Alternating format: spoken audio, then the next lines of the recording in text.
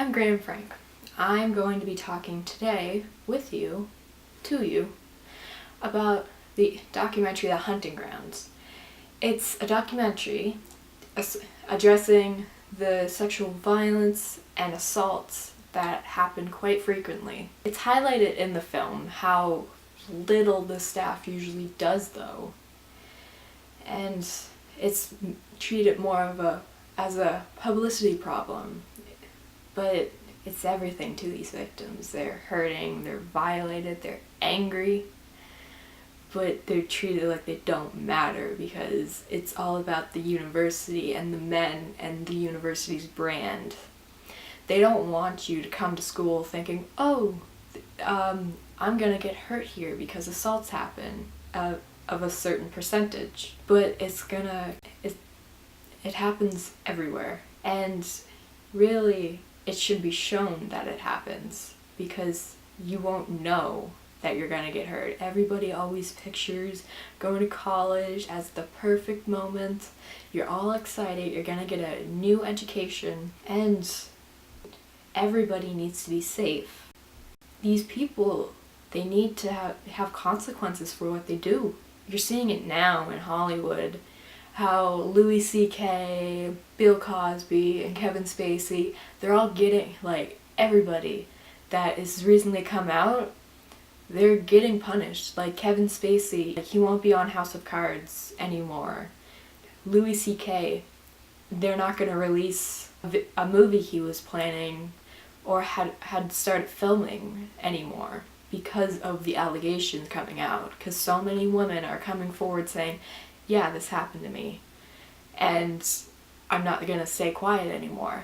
And it's good that they have consequences, because sleazy men, they can't be rewarded by having jobs and getting paid for what they do when they're predators. And it's good, but we really do need to start a change and address the underlying issues and behavioral stuff that causes these people to be predators. In The Hunting Ground, they use the platform to finally get the word out about how these universities are pushing stuff under the rug. They got the word out and they started helping other victims, getting resources, reaching out, having a system, and soon they learned about Title IX. It's a piece of legislation that makes it so that anybody cannot be discriminated against for any reason in an educational space. And they're using it in the terms that they were discriminated as women, because usually they were women, being hurt by men because they favored the men because they were athletes, or they had a good career, or whatever. And they're using it to get the funding taken away from the school, because the Department of Education will review the case and determine whether or not they're breaking the Title IX guidelines. A lot of the reasons that these men feel so entitled to these women's bodies, though, is not in Title IX. It's a start, because you're going towards the institution that is denying you the right to a fair trial and evidence and all that. But we have to discuss the underlying stuff. As in society, men, from the moment they're born, little boys, they're told, you have to be aggressive, you have to be emotionalist, boys don't cry. And it's not good, because if you don't express emotion, then you're just gonna become angry and have outbursts because you don't know how to express anything. When you cry, it's your body trying to restore balance, because it always wants that equilibrium. So when you cry, it's because you're feeling something too much. So if you're crying because you're sad, you're too sad and it wants to restore equilibrium. That's why you feel better after you stop crying. But society has said that emotions are for girls. And it's one of the reasons why men have such a high rate of being so angry and abusive towards women or other men. It's a problem with men in society, not women. It's not a women's issue. And this was a very, very good point made. It's not a women's issue, it's a men's issue, because men are the main perpetrators of rape, abuse, or any kind of violence towards women and men. There's some gray area, but we will be mainly focusing on men in this discussion. Hiding behind the boys will be boys stuff will never address what's wrong. Men will never be held accountable because that's what boys do. But if a little boy goes over and destroys somebody's well-built castle in a playground and you brush it off with boys will be boys, you're telling them that they can do whatever they want because that's what boys do. But that's not it. Boys need to be held accountable. And they need to know that consequences will happen if you do something bad. It was something all these assault survivors had in common in the hunting ground. They were all told that it wasn't that important what they went through because the men were football players and they're going to a really big game. Don't talk about it now. You'll ruin their career. We need them. And they're treated like they don't matter. And it's that misogynistic view that men are seen as more important than women. And it's another factor as to why rape is so prevalent in society. Men are told that they're more important than women from birth, that they are to be powerful, aggressive. They're comfortable talking over women in meetings, in subtle ways to show you that, yeah, you're beneath us. It might not be all men that think that way. I know I have never thought of a woman as beneath me because she was a woman. But men as a whole have been taught as society that we're better than women, and it's not right. It really isn't. In the Victorian era, women weren't seen to have sex drives. They were mainly seen as something. It was mainly seen as something only the men wanted, and it's still kind of prevalent in society because there's a lot of that entitlement to women's bodies to be sex objects for men, and it's a misogynistic view that still happens today that helps in the favor of men when allegations come through that they're rapists. The thing to also bring up is that rape is never about getting off. It's about power. They like the power imbalance that they have. The only very good example to have you understand that is pedophilia, pedophiles, people that like to have sex with children. It's proven that it's not a sexual orientation or any kind of thing. It's basically, in layman's terms, a kink.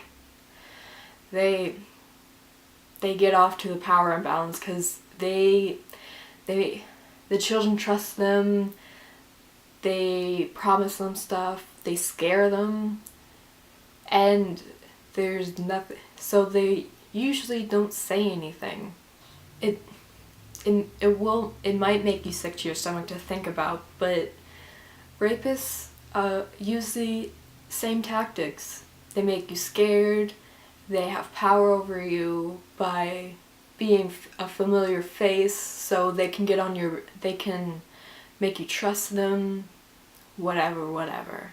It shows that rape isn't about sex. It isn't about having 5 minutes of fun. It's about the power imbalance that they really enjoy.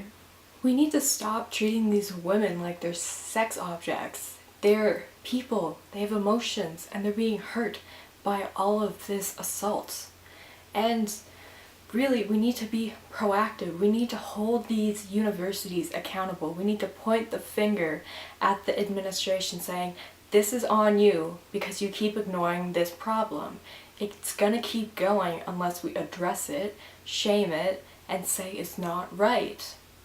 And That's what's happening in Hollywood. That's why so many people are losing jobs now. So many people are being shunned.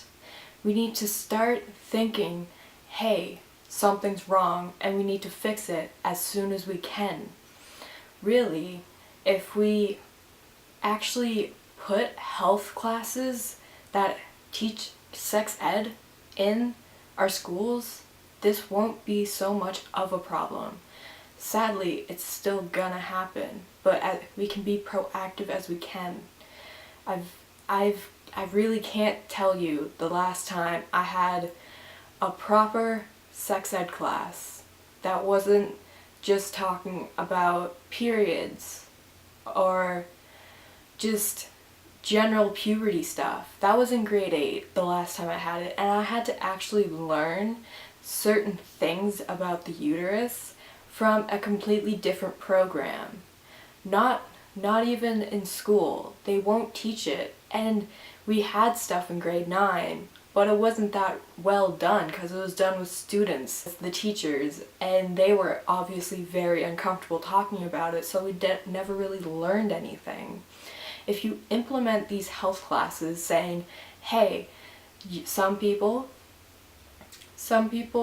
will think you're an object if you identify as a woman, but that's wrong, and the men in the class need to be taught why it's wrong, how to prevent it, and just explain why it's wrong and what's happening. Don't treat them like children. They are going through puberty and think they're very much more mature than they are. So treat them like that for the time being so they understand. It's really frustrating because in grade 8, I wasn't told, yeah, you can be transgender, you can be a lesbian, you can be bisexual, you can be gay, you can be whatever you want and it's okay, and this is what it is. I was never told that. And if you tell people that in health class, in school where they're supposed to learn stuff, teach them stuff they'll use in their entire lives. Tell them what to do. Tell them consent. Teach them it. Teach them what isn't consent and what is. Consent is constantly changing. If you get uncomfortable in sexual contact, you can say no and stop. And if they don't, that's rape. That's sexual assault. But it took me forever to learn that. I had to learn it myself. And these young women, they are most likely telling themselves, this was an assault because I said yes at the start, or this was an assault because I never said no anyways, so it's okay. And it's contributing to the culture around rape and letting these people get away with it. Give these children, these people, the tools to be able to protect themselves in the best way possible. You'll be helping them more than you can know. And college, it's an exciting experience. You'll love being able to learn what you want to do. And even if you don't know what you want to do, you're still there and you're still going to find friends and you're still going to have fun if you choose to go party and all that. But if they get attacked, they need to know the resources that are available. They need to know how they can help themselves. But it's never they're never told how they can help themselves. We need to start that. We need to give them tools, we need to help them along their way, and we need to build support inside the schools.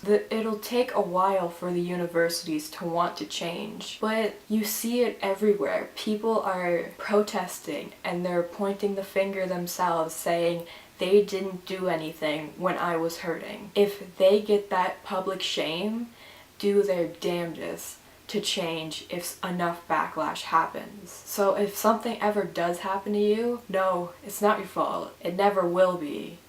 And there's places that can help you. And if you speak loud enough and long enough, something will happen. Like, tell them what to do. Tell them consent. Teach them it. Teach them what isn't consent and what is. Consent is constantly changing. If you get uncomfortable in the middle of a sexual contact, you can say no and stop. And if they don't, that's rape, that's sexual assault. But it took me forever to learn that. I had to learn it myself. And these young women, they are most likely telling themselves, this was an assault because I said yes at the start, or this was an assault because I never said no anyways, so it's okay. And it's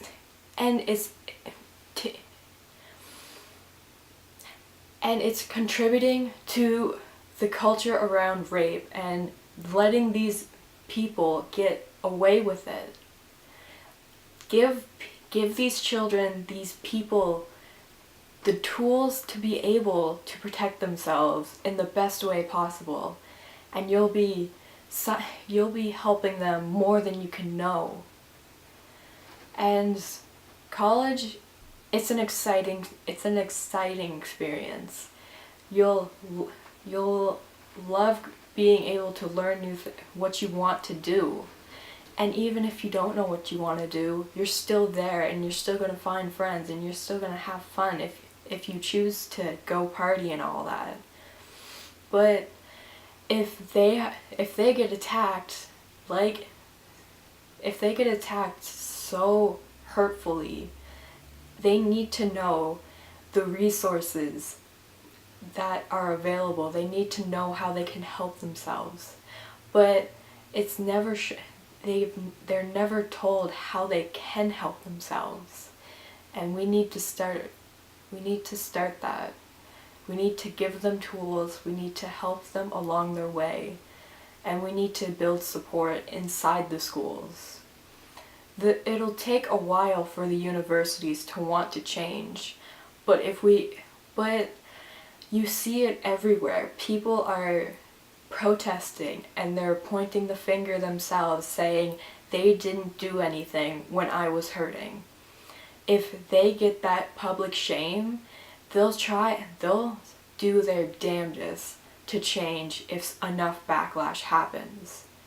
So if something ever does happen to you, no, it's not your fault. It never will be. And there's places that can help you. And if you speak loud enough and long enough, something will happen. Another thing we need to teach is to let boys and young men be emotional. They're so angry and hurting because of this culture around being a man. You can't cry, you can't be emotional because it's for girls, and it's so harmful. You need to teach them that it's okay to be angry, to be sad, to be frustrated, to be angry, to be happy, whatever. You need to teach them that, and you, men, women, everybody in between that are parents, everybody's guilty of it. They're saying, no, be a man. Because men are strong, they're emotionless, they know what to do. And we need to stop that stigma. It's not helpful, it's harmful. It's letting young boys grow into these abusers that are angry, that will stay angry and burst out and hurt their loved ones.